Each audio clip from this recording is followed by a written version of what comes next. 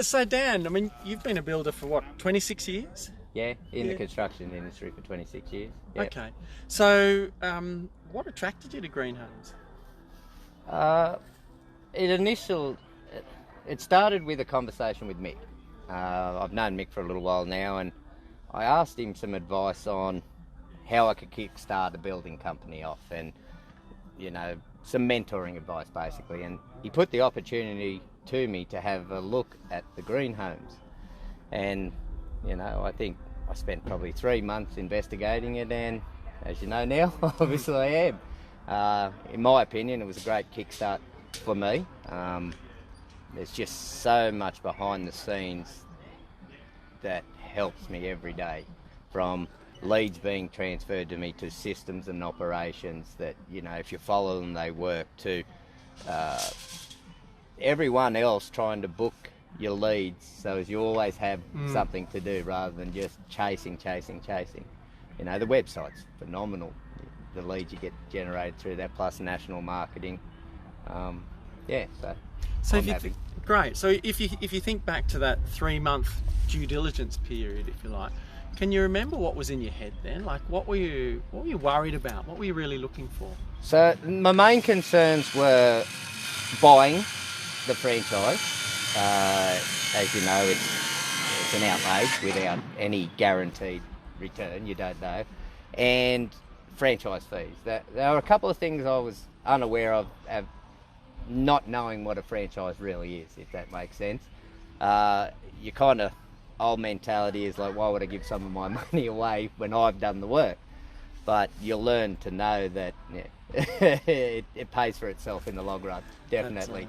Yeah, so, and you mentioned before, so really it's the Green Homes brand and the company that's doing a whole heap of work that otherwise you would have to do. Oh, definitely. Yeah, like to build a web page, for an example, what could that cost? And then to actually pay for advertising weekly, monthly, getting ads out there, not just, it doesn't rely on a sign out the front of a building site anymore for people to drive past and ring up. It doesn't rely on just your car being parked somewhere for someone to ring up. It's, people live on the internet nowadays, and it's just something that an old fella like me's got to understand. And what about materials? What about the things that you make a house of? Has that changed for you much since being a green builder? The design process has definitely changed. It's no longer just that'll do. Doesn't matter what site, what aspect it looks at. There's the consideration of the north facing for us here in the Central West for the winter months, and obviously through the deals that we've set up with suppliers on a national level too, not just a local level. So WeatherTechs, when you start considering those sort of things, or the Hames paint as well, low VOC, but when you consider those sort of things, it actually makes sense to build buildings out of them, not just all brick veneer anymore. Yeah, right. So maybe has your mind shifted a little bit has it opened you up to the sorts of houses that you can build? I actually think that I spend a lot of my time now researching new products and asking big suppliers if they've got new innovative products on the market now, rather than just, oh, that'll do, I've used it for 20 years.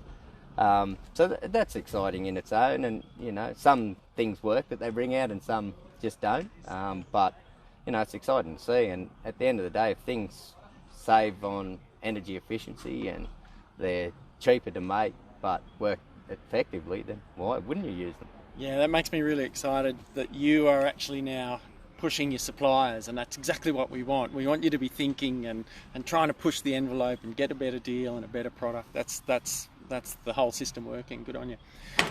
The other thing, perhaps, maybe before you got into the brand, you might have had the general perception, which is that green homes, it's great if you can afford it. Have you found yourself building more high-end homes? Do you do affordable homes? Whereabouts in the market have you found yourself? Both, actually. So I found that I'm pricing homes from your median 360 odd thousand 4-bedroom home up to in excess of $1 million. But I find I'm pretty competitive even on the littler stuff. Obviously my bigger overheads are the double glazing and things like that, but you know, that's just something that is worth it in the long run, in my opinion. The extra insulation, again, we don't sort of really spend a lot more on that because of the national marketing, but you get better insulation, like nearly double the insulation of the Australian standard in each home. So yeah, I think it's competitive. I think Mick's always got that saying, you know, in my case, the Land Cruiser, but do you want to buy a Kia or do you want to buy a Mercedes? And, you know, you sort of pay for what you get. So I believe that it is cost effective, yeah. And speaking of, you know, getting what you pay for, what's your experience of client feedback since joining the group? I think good. I think really good. The best feedback we sort of get is from the whole solar passive design. So mainly people that I've built houses for out of town, where you can face them to the north regardless of aspects and that.